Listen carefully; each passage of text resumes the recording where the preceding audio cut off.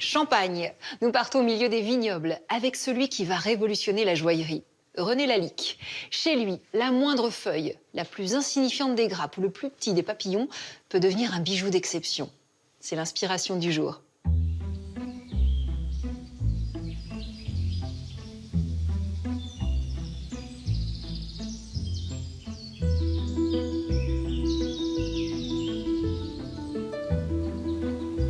Le cœur des vignobles d'Ailly est le berceau des grands crus de Champagne.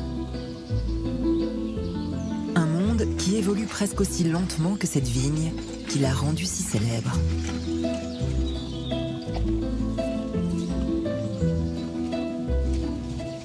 Un vigneron, quand il est dans ses vignes, il prend un grain de raisin, il le met en bouche. Si le grain craque, c'est qu'il est mûr. Et là, le raisin est parfait. Hein. Cette campagne champenoise, terroir unique, va inspirer un immense joaillier. René Lalique, avant-gardiste inusable, 1000 fois copié, Lalique va révolutionner le monde du luxe dès la fin du 19e siècle. Le grand monde se pare alors de ses bijoux Art Nouveau, puis plus tard de ses objets en verre Art déco. Pourtant, c'est loin du faste de Paris que tout va naître. Celui qui a passé sa jeunesse à dévaler les coteaux de Champagne va puiser dans ses sensations d'enfance la matière qui fera de lui l'inventeur du bijou moderne. Chez nous, on assemble du chardonnay et du pinot noir. René Lalique, il assemble les matières dans une minutie parfaite, un peu comme nous. Hein.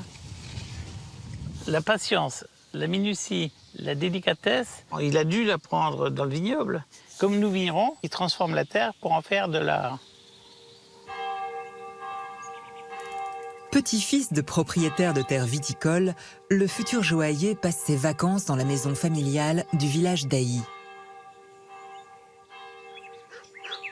Depuis sa fenêtre, il aperçoit les vignerons à l'ouvrage et se passionne pour leur travail. Un univers qu'il reproduira des années plus tard dans ses créations. On retrouve sa vie, sa jeunesse, avec les grappes de raisin, les feuilles. On retrouve tous les détails avec une minutie, une précision irréprochable.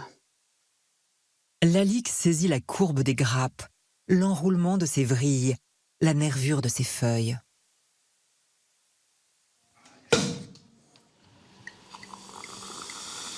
Sur une flûte, il incruste même le visage de l'ange au sourire, célèbre statue de la cathédrale de Reims. Un hommage à cette région, aux images qui ont peuplé l'imaginaire d'un jeune garçon en vacances. Boire du champagne d'Ailly dans une flûte Lalique, c'est quelque chose d'extraordinaire. Ici, c'est le travail de tous nos vignerons qui se marient avec celui de l'artiste, l'enfant du pays. Et l'ange au sourire, c'est quelque chose qui monte au ciel. Et les bulles qui se trouvent à l'intérieur du verre, elles peuvent aussi monter, jaillir, créer une fête, un vrai feu d'artifice. Mais la vigne n'est pas le principal motif champenois qui caractérise le créateur. Durant ses séjours à Ailly, le grand-père de René Lalique tient à faire découvrir à son petit-fils les secrets de la nature champenoise.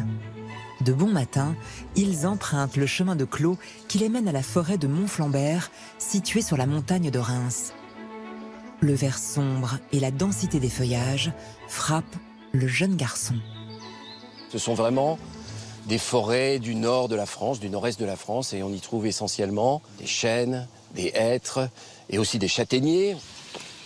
Le week-end, tous les chemins forestiers sont encombrés de piétons, de promeneurs qui viennent se ressourcer en quelque sorte, comme le faisait d'ailleurs René Lalique avec son grand-père.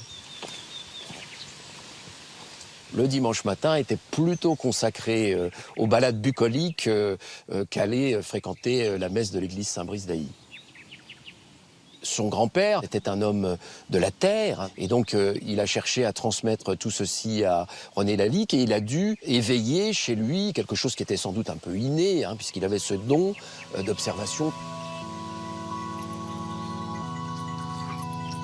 Avec ses yeux d'enfant, René Lalique explore ce nouveau monde, un microcosme fascinant, peuplé d'insectes et de végétaux. D'un coup de crayon frénétique, il s'empare de cette nature sauvage et discrète où sauterelles, papillons, fougères, herbes folles prennent compulsivement forme.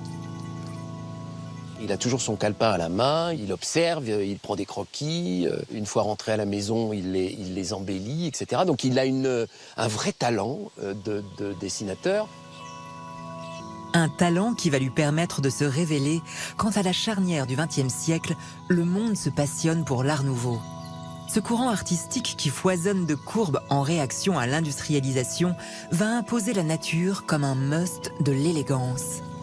René Lalique puise alors sans relâche dans le bestiaire fantastique de son enfance. Il accroche les libellules au pendentif, transforme les papillons en fées ailées, les épingles à cheveux en chardon et orne les corsages de ronces. Quoi de plus commun qu'un roncier, hein, vous le voyez, c'est pas très beau. Et bien pourtant, c'est source d'inspiration pour René Lalique. Hein, et ça devient un thème de décoration qui accompagne la création des bijoux. Et pourtant, c'est une nature extrêmement commune, pour ne pas dire hostile. Ben, vous voyez, on peut arriver à faire du beau avec des choses qui apparaissent comme étant extrêmement plates ou sans personnalité. C'est le regard qu'on porte sur les choses qui les rend belles, et l'esprit qui les matérialise, qui les rend sublimes. À ces motifs, il mêle des matériaux peu nobles comme l'émail et la corne. Et ça plaît. Les femmes du beau monde délaissent les pierres classiques pour ces broches, diadèmes et colliers peuplés d'insectes et de végétaux. Sarah Bernard devient l'une de ses ambassadrices en portant ses créations sur scène. En rupture avec le luxe traditionnel, le pari audacieux de l'artiste naturaliste va faire sa renommée. C'est Émile Gallé qui a dit de lui que c'était le créateur du bijou moderne. Je crois qu'il a toujours eu une volonté d'être un novateur. Et pas forcément pour choquer, mais pour être celui qui est un vrai créateur par rapport à son époque et qui apporte quelque chose de nouveau. L'art nouveau, c'est ça de toute façon, hein.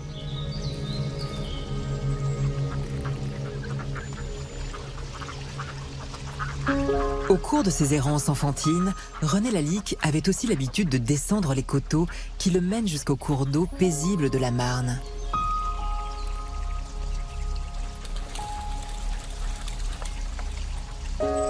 En longeant ces berges, il a connu une révélation qui sera déterminante dans la deuxième partie de sa vie. Tel un mirage, la surface scintillante de la rivière lui offre le spectacle d'une pluie de pépites d'or.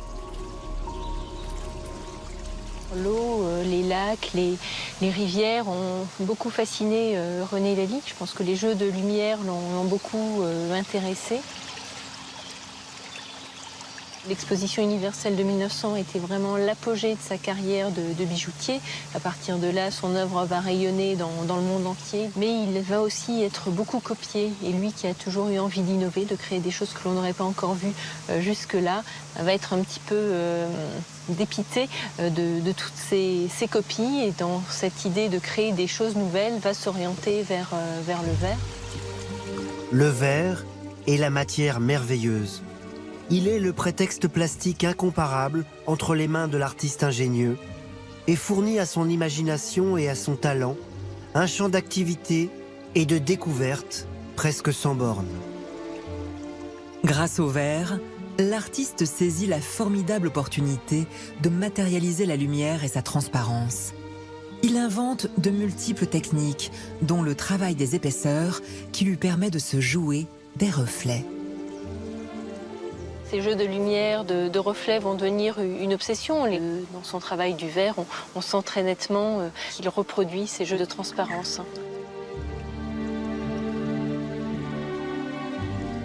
René Lalique aimait tout particulièrement le verre opalescent. Il va obtenir des contrastes très intéressants entre l'aspect laiteux, l'aspect un petit peu bleuté. Du flacon de parfum à l'ornementation de paquebots, ces milliers de créations lui vaudront le surnom de Rodin des transparences.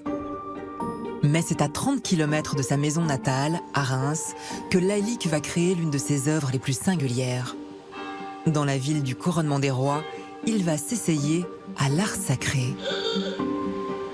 Non loin du centre-ville, un nouveau quartier voit le jour au sortir de la Grande Guerre. La cité-jardin du chemin vert.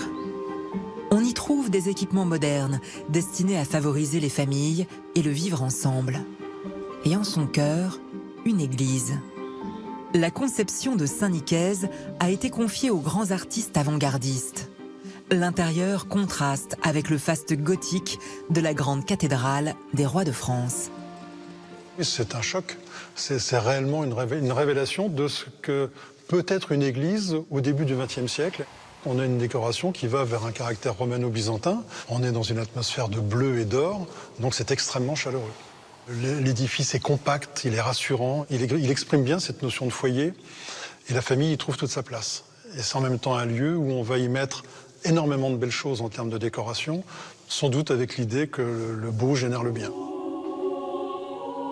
Dans ce programme ambitieux, le fondateur du quartier, Georges Charbonneau, a convié son ami René Lalique, dont il est un fidèle collectionneur.